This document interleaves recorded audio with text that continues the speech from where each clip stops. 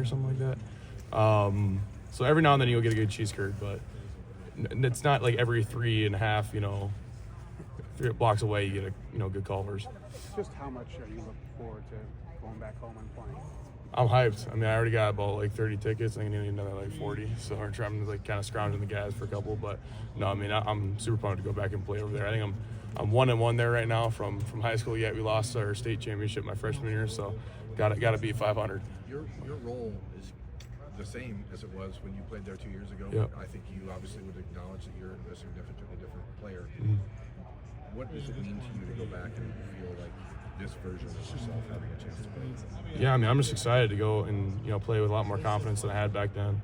I have a lot of trust in what we got going on here right now, and I mean, as an O-line group, and obviously got a lot of trust in our backfield. So I'm excited to go, put on the field, make it happen. What are the biggest differences you feel you see in yourself from where you were at this time 2 years ago? Yeah, probably just a lot of confidence. I mean, like 2 years ago, playing a lot more reactionary. I didn't really, fully understand like why things were going on or what was happening. I kind of had to rely, a lot more on the guys around me. But now it's a different position where I get to, kind of step into a little bit more of a leadership role and have other guys kind of rely on me and what I'm looking at and how I can, see what's happening and kind of diagnose that. So it's just a, same position but completely different, feel for the game. How did that going up against Matt Patricia's defense every day in practice help with that recognition of the game? It helps a lot. It sucks. Obviously that defense is insane. You're thinking you're doing good, and all of a sudden he brings like zero pressure out of nowhere on P&10. You're like, all right, like, that sucks.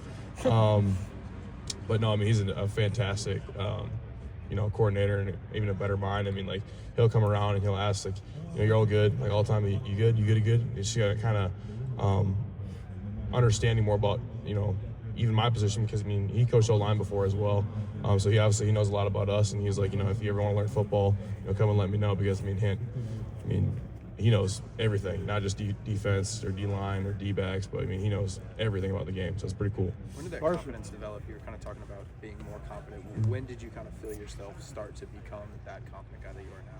I wouldn't really, say that there's a specific time or something like that. I think just like over time, like building that confidence, through repetitions of, being consistent, in whether it's calls or in actions that we do on the field or stuff like that, kind of builds that confidence, doing it consistently over time.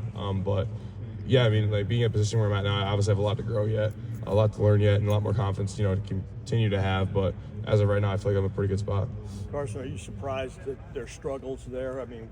What do you hear about lost 4 in a row? I was watching the Barry Alvarez show today, and they're just like, this is unacceptable kind of thing. Surprise you? Yeah, obviously, I can't speak too much on what's going on over there. They're still a good team. Their defense is like top 5, rush defense in the country. So it's still going to be a battle. That front seven's really good, and the way they play, the way how they play, is a little bit different than the guys we've played this season so far. So it'll be interesting. But yeah, like I said, I can't speak too much on the coaching and stuff like that. Obviously, it's kind of hard seeing your hometown and team you rooted for your whole life up until you committed, obviously not doing so great, but they're still a great team. It's still they're looking for any sign of hope, right? Exactly. They're a desperate team. Desperate teams are dangerous. So going after them is going to be a battle. Cam Brandle's always a battle, so it's going to be fun. How big of a Wisconsin fan were you growing up? Huge. So every birthday I had, my mom would like paint something on the windows and stuff like that, and she'd always like paint like Bucky Badger like on the windows, and we'd like do like dress up and stuff like that. I dressed up as like Wisconsin Badger fan my whole life. I always carried around a Wisconsin lunch pail like until I graduated high school. Everything I had was Badger my whole life. So yeah. Did you ever dress up as Bucky? I never got that far. No, I was like deathly afraid of mascots when I was a little kid. So loved them, but from a distance. How close were you to going to Wisconsin? Very close. I think, I kind of tell the story every now and then, but like, one night, like we were coming back, I think it was from like one of my sister's games or something like that. We were in the car, and I was almost committed there. I was like, well, let's call him. And it was like really, really late or something like that. And I don't think Coach Rudolph answered at the time. Or I was like, maybe I'll think about it the next day. And the next day, I think we called him. I was like, just thinking about something or something like that. But then it kind of went on, thought about it more, and obviously committed here. So it was pretty close. What was it? Hope you have Kenyatta Jackson on the goal line. I think just the people, honestly. I mean, like, I was so used to, you know, I thought just like, you know, the culture down there was like the Wisconsin culture, obviously, like being tough, nobody cares, work harder, that kind of thing. And then, you know, come here and you see something different, but it was different, but I think it almost felt more like home than Wisconsin did at the time. And obviously, I want to be part of a winning culture, and that's what we had here. And if you want to be the best, you got to be able to play with the best. So, I mean, that was a big pull. Carson,